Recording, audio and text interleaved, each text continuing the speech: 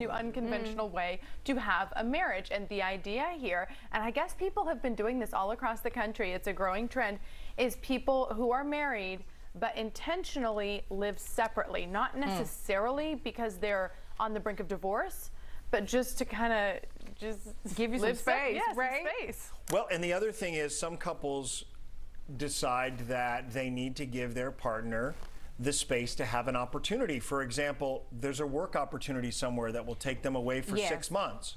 And it's really important to them to have that experience.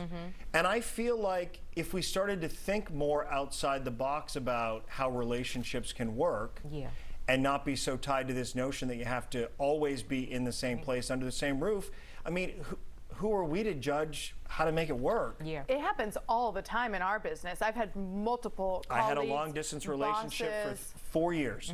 Yeah, who have, you know, for one reason or another, and often it's, you know, the children are in a certain school, mom or dad gets a job across the country, they move, and it's a, you know, it's a longer term contract, a 2, 3, 4 year contract, and then the other spouse may join or may not join. But what this practice is that we're talking about is intentional. Is intentional, where you just decide, you know, he's going to get a partner over here, I'm going to stay here in the house and just like live our best lives and date and hang out and enjoy.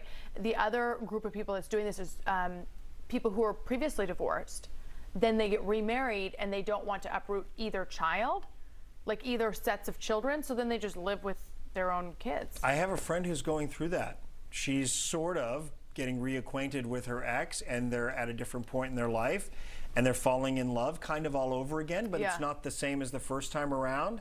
And he likes where he lives and she likes where she lives, and so when she's with him, she's at his house, and when he's with her, he likes to be downtown and her apartment. I mean, and that's what they do. They share each other's space, and they're having sort of a distant but together relationship. And again, who are we to judge? If they feel better about it, if it keeps the love alive, if not seeing them for a little while sort of creates a little spark and interest when you reconnect.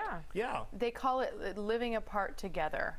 And I guess there's 2,400 members of this official Living Apart Together group. They've actually got an organization. Well, that's what I'm saying. It's growing. It's a thing. It's a hashtag. I guess a lot of people's spouses just travel all the time too, and that's kind of like living apart. I feel like we need to post that on our social media and see if anybody in our viewing area is living this way, and do a story about it.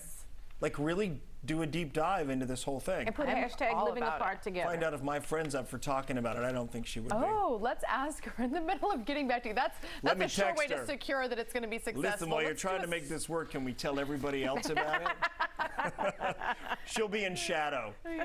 We'll be back right after this.